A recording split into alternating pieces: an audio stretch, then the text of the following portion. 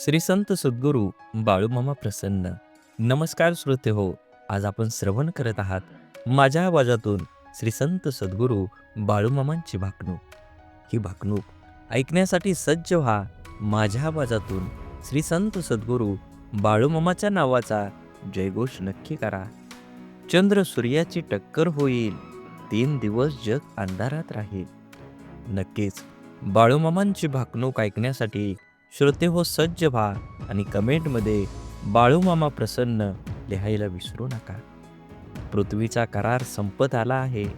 सूर्य चंद्र काही वर्षांनी एकत्र येतील. चंद्र सूर्याची टक्कर होईल, 3 दिवस जगात अंधार राहील. पृथ्वी गडप होईल, सांभाळून राहा. तारणाऱ्याला तारणार, मारणाऱ्यांना मारणार, कपाळातला शोधून काढणार.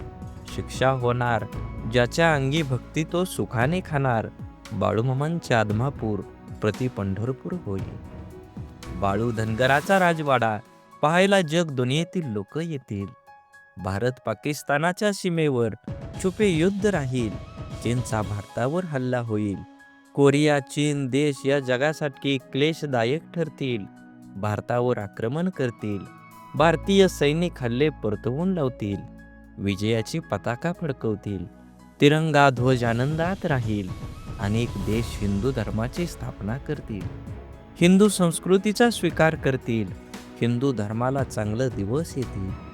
भारत देश हिंदू राष्ट्र होईल. देश व राज्याच्या राजकारणात मोठा गोंधळ होईल. राजकारणी नेते मंडळी त्या पक्षातून त्या पक्षात कोलांट्या उड्या मारतील. राजकारणी सत्ता संपत्तीच्या मागे लागतील. सत्तेच्या बाजारात राजकीय नेते विकत मिळतील. पक्षनिष्ठा घाण ठेवतील.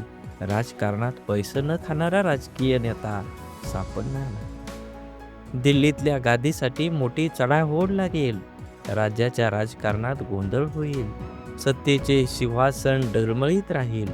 राजकारणात लोक देवा धर्माला विसरून जातील. भ्रष्टाचार उदंड होईल. नेते मंडळी तुरुंगात जातील. महाराष्ट्राच्या राजकारणात उलथापालथ होईल. सीमा भागात मोठा गोंधळ होईल. गुंडांची राजे येतील. जातीवाचक राजकारणाला ऊत येईल. जगात डोंगरा एवढं पाप वाढलं आहे. दोऱ्या एवढं पुण्य शिल्लक आहे. कोल्हापूरच्या देवीला स्वप्न पडलंय. तिच्या डोळ्यातून रात्री पाणी येतंय. साताऱ्याच्या गादीवर फुलं पडतील. सत्यानं वागा, गर्वानं वागला तर फसाल. वारा वाळवंट उदंड होईल. काळ्या खडकाच्या लाया होतील. विजेनं मोठं नुकसान होईल. बाळूमामा यांच्या बकऱ्यांच्या कळपात मेंढींच्या पोटी मुलगा जन्माला येईल. दुनियेत नवल होईल. तरुण पिढी वन मार्गाला लागेल. रेल्वे मोटाराचा मोठा अपघात होईल. नीतिमत्ता बाळगा. 5 बोटाने धर्म करा. धर्माची बाजू पुढे न्या. सोन्याचं भाव तेजीत राहील. 3 महिन्याचं धान्य पिकेल. खरीप बहुत होईल. तांबडं रास मध्यंतरी पांढरं धान्य उदंड पिकेल. गावाची पेंडी मध्यम राहील. धन्य धान्य दारात, वैरण घरात ठेवाल. धान्य महागेल. जगणं मुश्किल होईल. ज्याच्या घरी धान्य तो शहाणा होईल. तांब लोकांड मोलाचं होईल. शेतीचा भाव वाढत जाईल. पैशाच्या जोरावर न्याय दिला जाईल. माणूस कागदाचा घोडा नाचवेल. सोन्याचा भाव तेजीत राहील. पेट्रोल इंधन दरवाढीची जनता हैराण होईल. वैरणीचा भाव वाढत जाईल. वैरण धान्याच्या चोरीला होतील. सांभाळून ठेवा. तांबडी रास मध्यम पिकेल. पांढरं धान्य मोलानं विकेल. बैलाची किंमत बकऱ्याला, बकऱ्याची किंमत कोंबड्याला येईल. बकऱ्याची किंमत लाखावर जाईल. नदी जोड प्रकल्प येतील. मनुष्य जंगलात जाईल. जंगलातील पशुधन गावात येईल. वाड्या वस्त्या ओस पडतील. मेघाची वाट बघाल. पाऊस पाऊस पाणी पाणी म्हणाल. पाण्याचा कप विकत मिळेल. नदीजोड प्रकल्प मोठ्या प्रमाणावर होतील. पाण्यासाठी मोठी आंदोलनं होतील. सागरी संपत्तीचा नाश होईल. उन्हाळ्याचा पावसाळा होईल. धर्माचा पाऊस कर्माचा होईल. मनुष्याला अनेक आजार होईल. डॉक्टर हात टेकतील. मनुष्याला बुद्धी जास्त, आयुष्य कमी होईल. विज्ञानाची प्रगती माणसाला घातक ठरेल. विज्ञानाच्या प्रगतीमुळे मनुष्य परावलंबी होईल. आगामी काळात पृथ्वी सोडून मनुष्य पर घरावर जाईल. आदमापूर ही पुण्यभूमी होईल. बाळूमामा शेष नागाचा अवतार आहे.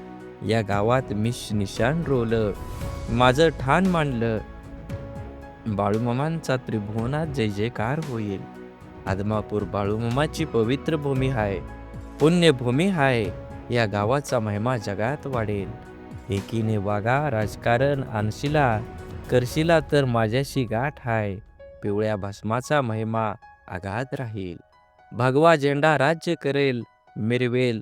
छत्रपती शिवाजी महाराज पुन्हा जन्माला येतील. आदमापूरवर माझा कायम आशीर्वाद राहील. बोला बोला बाळूमामांच्या नावाचा जय जयकार.